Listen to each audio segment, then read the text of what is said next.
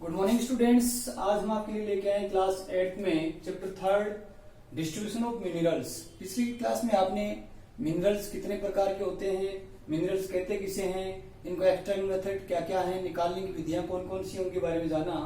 अब हम देखते हैं डिस्ट्रीब्यूशन ऑफ मिनरल्स, इनका वितरण कहाँ कहाँ है, ये कहाँ कहाँ फैले हुए हैं। Minerals occur in the different type of rocks, some are found in igneous rocks, metamorphic and sedimentary rocks. ये तीनों प्रकार की रॉक्स में पाए जाते हैं।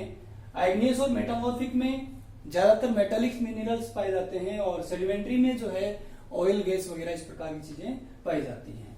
अब हम देखते हैं कि हमारे कॉन्टिनेंट में कहाँ कहाँ ये फैले हुए हैं। एशिया कॉन्टिनेंट की बात करें तो India, China, Malaysia and Indonesia इसमें आते हैं। यहाँ पर प्रोडक्शन की बात करें तो आयरन और tin, lead, tungsten, bauxite, nickel, zinc and copper का यहाँ प्रोडक्शन किया जाता है। कहीं कॉपर ज्यादा निकलता है तो कहीं आयरन और ज्यादा निकलता है। तो हम इंडिया की अगर बात करें, चाइना की अगर बात करें तो आयरन और में ये लीडिंग कंट्री है जिसमें अच्छा खासा ये निकलता है। यूरोप की बात करें तो यूरोप में आता है यूक्रेन, स्वीडन एंड फ्रांस और यूरोपियन रशिया। इसमें आयरन और खूब ज्यादा निकलता है और आयरन और की बहुतायत यहाँ मिलती है, अच्छी क्वालिटी का आयरन यहाँ निकलता है। फिर हम बात करें नॉर्थ अमेरिका की तो आयरन और, nickel, gold, uranium and copper, silver, zinc etcetera, ये तमाम चीजें निकलती हैं। यूरेनियम बहुत ज्यादा यहाँ निकलता है और यूरेनियम का काफी कुछ पार्ट जो है भारत भी इससे परचेज करता है या इंपोर्ट करता है, क्योंकि यूरेनियम और थोरियम जो है ये हमारे अणु परमाणु या एटॉमिक पावर के रूप में बहुत इंपॉर्टेंट मिनरल्स माने जाते हैं। तो यूरेनियम, थोरियम की हम खरीद जो है अमेरिका से करते हैं। पिछली जो कांग्रेस सरकार में प्रधानमंत्री मनमोहन सिंह ने ये डील करी थी अमेरिकन राष्ट्रपति बराक ओबामा से, जिसमें यूरेनियम खरीद की बात हुई थी और उसके बाद से हम लगातार यूरेनियम की खरीद कर रहे हैं। अब बात करते हैं हम साउथ अमेरिका की। साउथ अमेरिका के अंदर खासतौर से Brazil is the largest producer of the high grade iron ore in the world. हम साउथ अमेरिका की बात करें तो साउथ अमेरिका में ब्राजील जो है लार्जेस्ट प्रोड्यूसर है, वो भी हाई ग्रेड आयरन ओर का। वर्ल्ड में विश्व में सबसे हाई ग्रेड का, अच्छी क्वालिटी, उच्चतम क्वालिटी का जो आयरन ओर है वो ब्राजील में निकाला जाता है। हम बात करें Chile and Peru are the leading producer of the copper. और साउथ अमेरिका में चिले और पेरू नाम की कंट्री हैं, ये लीडिंग प्रोड्यूसर हैं किसके, कॉपर के। और ये कॉपर भी बहुत अच्छी क्वालिटी का, उच्च मानक वाला निकाला जाता है। अगर कॉपर की बात करें तो हमारे यहाँ राजस्थान की खास तौर से तो खेतड़ी जो झुंझुनू डिस्ट्रिक्ट में है, यहाँ पर बहुत बड़ी कॉपर माइंस हैं। लगभग 25 से 30 किलोमीटर डिस्टेंस तक ये खाने बहुत गहराई तक फैल चुकी हैं और अच्छा खासा कॉपर यहाँ प्रोड्यूस होता है। Brazil and Bolivia are the among the world largest producer of tin. हम बात करें ब्राजील और बोलिविया की तो ये अमंगेस्ट वर्ल्ड लार्जेस्ट प्रोड्यूसर हैं टिन के लिए। फिर बात करें अफ्रीका की, world largest producer of the diamond, gold, platinum, South Africa and Zimbabwe.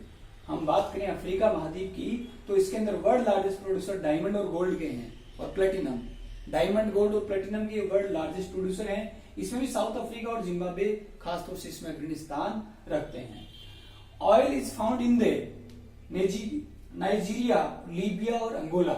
हम बात करें अफ्रीका की तो अफ्रीका के world largest production diamond, gold और प्लेटिनम के साथ साथ यहाँ ऑयल फील्ड भी है और ये यहाँ के 3 देशों में, नाइजीरिया में, लीबिया में और अंगोला में, जहां पर तेल और गैस निकाला जाता है। अब हम बात करें ऑस्ट्रेलिया कॉन्टिनेंट की। Australia continent is the largest producer of the bauxite in the world. अगर हम वर्ल्ड की बात करें तो ऑस्ट्रेलिया में सबसे ज्यादा लार्जेस्ट प्रोड्यूसर जो है वो है बॉक्साइट का। तो ऑस्ट्रेलिया में बॉक्साइट सबसे ज्यादा वर्ल्ड में निकाली जाती है। अब बात करें हम Kalgoorlie and the Coolgardie are the largest deposit of gold. और ऑस्ट्रेलिया में कुलगर्ली और कुलगार्डे नाम की जो खदानें हैं वहां पर लार्जेस्ट डिपोजिट मिले हैं गोल्ड के, मतलब बहुत ज्यादा सोना का जो है डिपोजिशन यहाँ मिला है। प्यारे बच्चों, मैं समझता हूं कि आपने डिस्ट्रीब्यूशन ऑफ मिनरल्स में इन सभी कॉन्टिनेंट में देखा कि कौन कौन से मिनरल्स कहाँ कहाँ किन किन कंट्रीज में निकलते हैं, और ये जितना इनका डिपोजिशन है, जितना हम इनको निकालते हैं, इनको एक्सट्रैक्शन करते हैं, उतनी ज्यादा महत्वपूर्ण बात यह है कि हमें इनको कंजर्व भी करना जरूरी है, क्योंकि एक दिन ऐसा आ जाएगा ये लिमिटेड स्टॉक में होते हैं और ये हमेशा कन्वेंशनल रिसोर्सेज में आते हैं, परंपरागत रिसोर्सेज में आते हैं, जो एक बार की पैदा होने के बाद लाखों वर्षों का समय लेते हैं दोबारा प्रोड्यूस होने में। इसलिए हमें इनके कंजर्वेशन की बहुत जरूरत है। तो सॉइल कंजर्वेशन की जैसी बात थी, वाटर कंजर्वेशन की बात थी, ऐसे ही हमारे मिनरल्स का भी कंजर्वेशन बहुत जरूरी है। तो हम बात करते हैं conservation of the minerals. Minerals का कंजर्वेशन करना बहुत जरूरी है। किस तरीके से कर सकते हैं आप? जैसे फर्स्ट आप कर सकते हैं रीयूज, रिसाइकिल, रीजनरेट। तो रीजनरेशन आपके हाथ में नहीं है, लेकिन रीयूज और रिसाइकिल आपके हाथ में है। आप हर बार एक्सट्रैक्शन नहीं करें, हर बार जमीन में से खोद के नहीं निकालें, बल्कि उस चीज को रीयूज करें, और कम से कम इमरजेंसी हो तो हम प्रायोरिटी बेस उनका यूज करें। बिना प्रायोरिटी हम जैसे गाड़ी मोटर चला के फालतू पेट्रोल डीजल नहीं जलाएं, बहुत जरूरी हो तो ही जलाएं, पैदल जहां जाना हो पैदल जा सकते हैं, और कई तरीके हैं, साइकिलिंग कर सकते हैं। इसके अलावा हम बहुत सारी मेटेलिक मिनरल्स जो है या नॉन मेटेलिक मिनरल्स हैं, उनको बहुत ज्यादा अर्जेंट हो और प्रायोरिटी के बेस पे जो पहले जरूरी हो उसको यूज करें। अदरवाइज हम क्या करें, वैसे काम निकालें ताकि नेक्स्ट जनरेशन के लिए इनको बचाया जा सके। इसके अलावा हम रीयूज करें, रिसाइकिल करें। टूटा फूटा कबाड़ कंड अपने घर में काफी इकट्ठा गार्बेज के रूप में हो जाता है, इस स्क्रैप को दोबारा से पिघलाएं और उसको रिप्रोड्यूस या रिसाइकिल करके दोबारा से रिप्रोडक्ट उसका तैयार करें, ताकि आने वाले समय के लिए डिपोजिशन हमारे लिए बचाए रखे, इसका कंजर्वेशन किया जा सके। और ये लगभग हमारे सतत विकास के लिए बहुत जरूरी है। ये जितने हम बचा के रखेंगे आने वाली पीढ़ियों की कोई दिक्कत नहीं आएगी, इसलिए इनको हम सेव करके रखें। तो ये आता है आपका कंजर्वेशन ऑफ द मिनरल्स। तो मिनरल्स को भी हमें कंजर्व करना होगा ताकि आने वाली पीढ़ियों को ये बुरे दिन नहीं देखने पड़े और इनके लिए भी यूज के लिए चीजें आसानी से रह सकें। अब नेक्स्ट क्लास में हम बात करेंगे पावर मिनरल्स की। वो कौन कौन से हैं? पावर मिनरल्स में भी दो कैटेगरी बनाई गई हैं, एक कन्वेंशनल रिसोर्सेज और एक नॉन कन्वेंशनल, मतलब एक परंपरागत और एक गैर परंपरागत।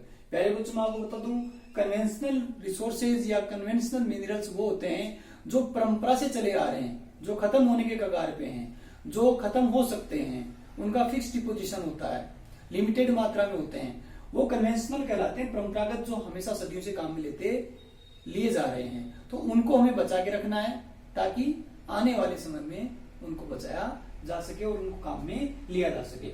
नॉन कन्वेंशनल गैर परंपरागत होते हैं, ये पहले नहीं थे लेकिन बाद में मानव ने अपने उपयोग के आधार पर, अपने यूज के आधार पर उनको इजाद किया है। जैसे हम बात करें विंड पावर की, सन पावर की, हाइड्रो पावर की और टाइडल पावर की, बायोगैस की। तो ये क्या है? ये मानव ने खुद अपने तरीके से इजाद किए हैं जो कभी खत्म नहीं होते हैं। ये हर दिन हर तरीके से नए बनते रहते। विंड पावर की बात करें तो हवा हर दिन रहेगी, रोज चलेगी, रोज उससे हम पावर ले सकते हैं। इसी प्रकार सन हमेशा रहेगा, हमेशा हम सनरेज आएंगी, हम सनरेज से सन पावर को कभी भी यूज कर सकते हैं। वो आज दिन डले कल दोबारा से चालू हो जाएगा। टाइडल की बात करें तो ज्वार भाटे वगैरह समुद्र में आएंगे और लहरें आएंगी और वो रोज का काम है, आएंगी और जाएंगी, तो उनसे भी हम उनका एनर्जी यूज कर सकते हैं। बायोगैस वगैरह है तो वो आप अपने जो है गार्बेज वगैरह को, कूड़ा करकट को इकट्ठा करके उससे आप रोज बना सकते हैं, वो आपके हाथ में है। लेकिन कन्वेंशनल रिसोर्सेज वो हैं जो परंपरा से चले आ रहे थे, जो आपके बस में नहीं है। अगर आपने खत्म कर दिए तो वो एक दिन खत्म हो जाने हैं। तो इस प्रकार हमारे मिनरल्स हुए जिनकी कंजर्वेशन की बहुत जरूरत है। तो प्यारे बच्चों, मैं समझता हूं कि ये डिस्ट्रीब्यूशन ऑफ द मिनरल्स और कंजर्वेशन ऑफ द मिनरल्स आप अच्छे से समझ चुके होंगे।